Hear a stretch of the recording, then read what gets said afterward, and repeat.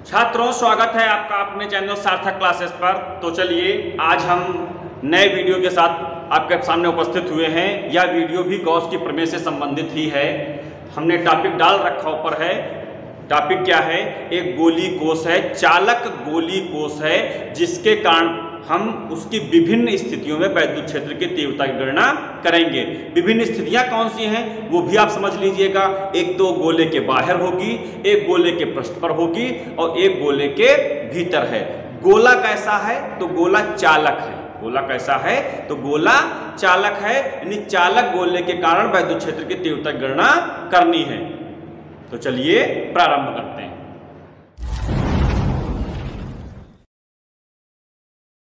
तो अब की लैंग्वेज आप जो है स्क्रीन से मैं लिखूंगा नहीं, आपको मोबाइल के आपके स्क्रीन पर लिखी हुई दिखाई पड़ जाएगी, वहां से नोट कर लेंगे। हमने एक आर त्रिज्या, कैपिटल आर त्रिज्या का एक गोला लिया हुआ है। ये गोलीय कोष है जिस पर आवेश प्लस क्यू एक समान रूप से वितरित है। जिस पर आवेश प्लस क्यू एक समान रूप से वितरित है। तो इसकी विभिन्न स्थितियों में वैद्युत क्षेत्र की तीव्रता की गणना करनी है। तो नंबर एक कौन सा हो जाएगा? बाह्य बिंदु। नंबर एक कौन सा हो जाएगा? बाह्य बिंदु। तो बाह्य बिंदु की हम लोग लैंग्वेज लिखेंगे, शेष उसी प्रकार से आगे की समस्त लैंग्वेज एक ही प्रकार से, एक ही में तीनों निगमन कर लेंगे। और यदि आपको इंडिविजुअल कोई निगमन पूछता है तो पूरी लैंग्वेज उसी प्रकार से रहेगी। तो बाह्य बिंदु हेडिंग डाल देंगे। हेडिंग आपको दिखाई पड़ रही होगी, यहाँ पर आप स्क्रीन से नोट कर लेंगे दोनों तरफों से, ठीक है। यहाँ पर आप स्पेस खाली, यहाँ पर लिखा दिखाई पड़ जाएगा, हमारे सामने आपको लिखा दिखाई पड़ेगा, वहां से आप नोट कर लेंगे। तो सबसे पहले हम लोग क्या करेंगे? गोले के बाहर एक बिंदु ले लेंगे। बिंदु क्या कौन सा है? तो बिंदु P है, जिसकी दूरी कितनी है? R दूरी है। तो R दूरी कहां से है? तो इसके केंद्र से है। केंद्र से R दूरी पर बिंदु P है।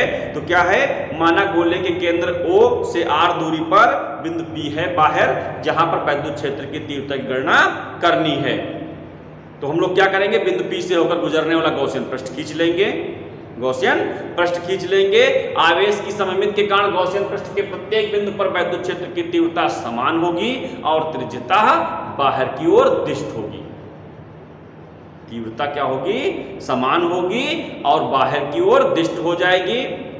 बिंदु P पर जो क्षेत्रफल अवयव, हमने लघु क्षेत्रफल अवयव ले लिया है। माना बिंदु P के चारों ओर लघु क्षेत्रफल अवयव है।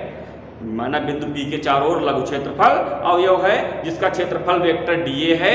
E और dA एक ही दिशा में हो जाएंगे। E और dA कहाँ हो जाएंगे? तो ये एक ही दिशा में हो जाएंगे। अब जब एक ही दिशा में हो जाएंगे तो इनके बीच का कोण क्या हो जाएगा? d phi E। जब ये दोनों एक ही दिशा में हो जाएंगे तो इनके बीच का कोण क्या हो जाएगा? थीटा बराबर 0 हो जाएगा। छात्र भैया लैंग्वेज को उतारना प्रारंभ कर दें। माना गोले के केंद्र O से R दूरी पर बिंदु P है, जहां वैद्युत क्षेत्र की तीव्रता की गणना करनी है। O को केंद्र मानकर बिंदु P से गुजरने वाला R त्रिज्या का गोलीय गॉसियन पृष्ठ खींचते हैं। आवेश की सममिति के कारण गॉसियन पृष्ठ के प्रत्येक बिंदु पर वैद्युत क्षेत्र की तीव्रता E समान व त्रिज्यता बाहर की ओर दिष्ट होगी। बिंदु P के चारों ओर क्षेत्रफल अवयव dA है, जिसका क्षेत्रफल वेक्टर इसके तल पर लंब होगा। E व dA एक ही दिशा में हो जाएंगे। ये सदिश हैं, अतः इनके बीच कोण थीटा 0 होगा। अब डेरिवेशन के आगे का पार्ट हम लोग देखते हैं। अब आगे का पार्ट हम लोग देखते हैं। तो मैं लैंग्वेज लिखने जा रहा हूं।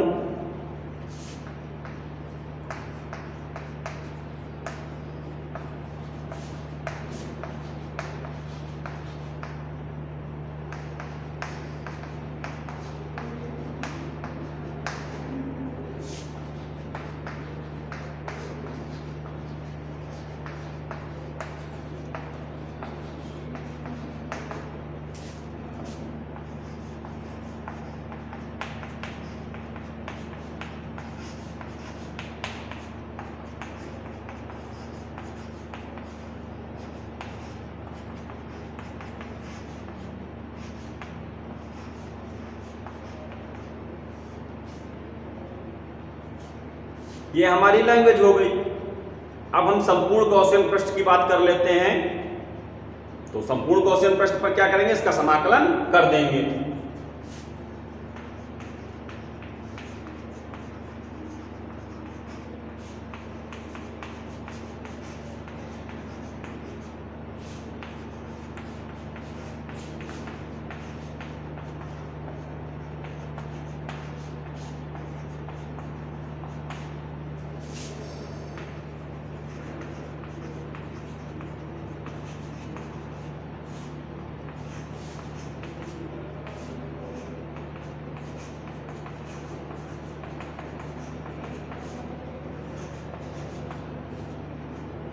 इतना मान हमको प्राप्त हो जाएगा। अब यहाँ dA हमारा क्या है, क्षेत्रफल है। यहाँ dA हमारा क्या है, क्षेत्रफल है। तो हम क्षेत्रफल का मान रख देंगे और E हमारा क्या है, नियत है। तो E नियत है, आप लोग इसको नोट कर लीजिए, मैं इसको मिटा के पुनः आगे लिखूंगा। भाई E आपने प्राप्त कर लिया, ये आ गया।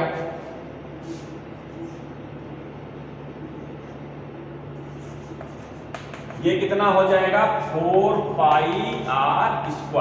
ये 4πr² क्यों हुआ, क्योंकि ये आपका गोला है और ये गोले के क्षेत्रफल का सूत्र है। मान यहां रख दीजिएगा।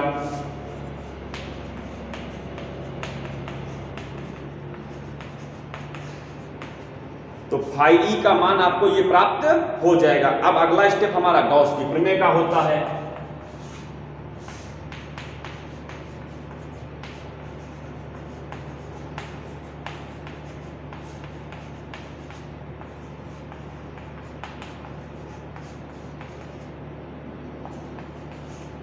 अगला स्टेप हमारा गॉस की प्रमेय का है। हमने गॉस की प्रमेय भी लिख दी। अब इन दोनों को हम बराबर कर देंगे, आपको निगमन प्राप्त हो जाएगा।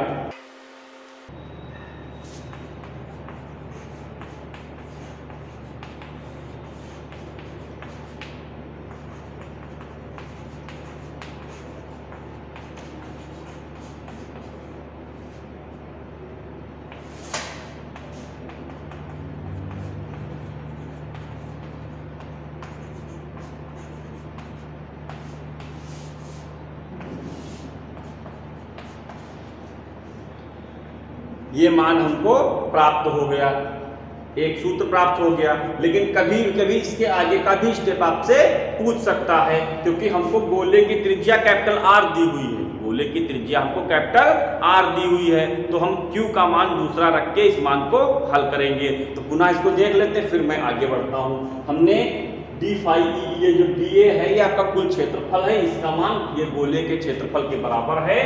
तो क्या हम लोग इसको समझते हैं, गोले का क्षेत्रफल, ये गोले का क्षेत्रफल होता है कि ये मान यहाँ पर रख के इसको हल कर दिया गया है। तो दोनों मान बराबर हो जाए। एक गॉस की प्रमेय, एक आपने अपने आप जो आपका फ्लक्स निकाला है वो मान हल कर देंगे, ये निगमन प्राप्त हो जाएगा। स्क्रीनशॉट आप ले लीजिएगा।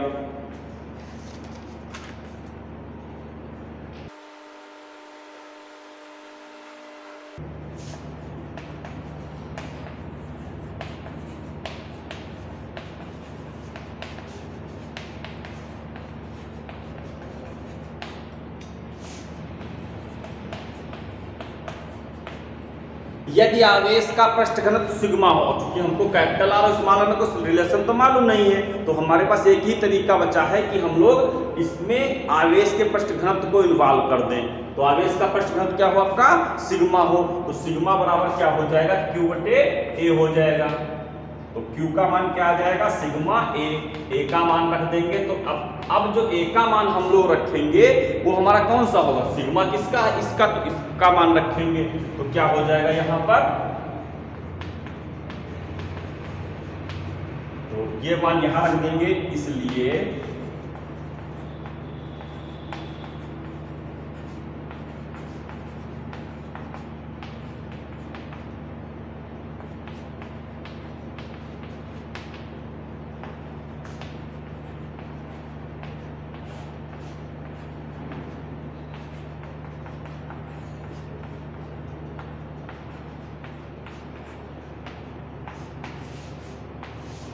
कभी कभी निगमन ये पूछ लेता है, क्योंकि ये वाला मान आपका इससे रिलेटेड आ गया, इससे रिलेटेड आ गया। यदि आपको आवेश का पृष्ठ घनत्व पूछेगा तो ऐसे, नहीं तो यही निगमन यहीं पर खत्म हो जाएगा। अब कोष के पृष्ठ पर चलेंगे। कहाँ चलेंगे? कोष के पृष्ठ पर। तो पृष्ठ पर क्या हो जाएगा? हमारे पास जो ये दूरी कैपिटल आर थी वो स्मॉल आर के बराबर हो जाएगी।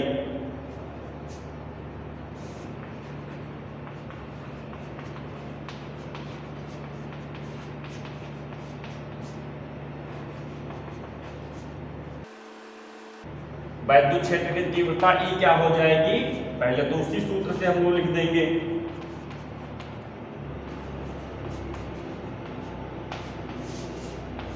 ये तो उसी सूत्र से आपका सूत्र प्राप्त हो जाएगा। और अगर जो मान यहां रखेंगे तो ये तो कैंसिल हो जाएगा।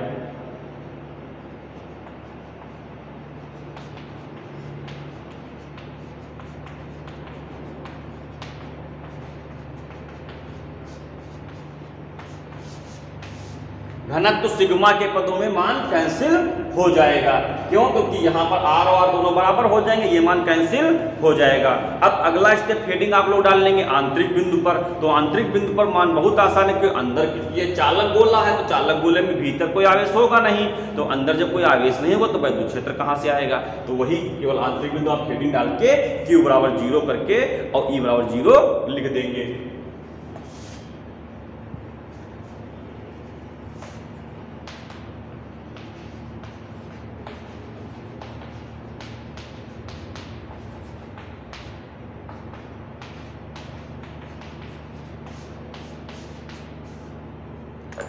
ये आंतरिक बिंदु की कंडीशन आपको लिख दी है। तो बहुत सिंपल सी थी, इसमें तो कुछ करना ही नहीं था। शेष दोनों डेरिवेशन आपके दोनों पार्ट जो है कंप्लीट हो गए हैं। तो आशा करता हूं आज का वीडियो आपको पसंद आया होगा। यदि वीडियो में कहीं कोई दिक्कत लग रही हो तो कमेंट के माध्यम से हमसे पूछ सकते हैं।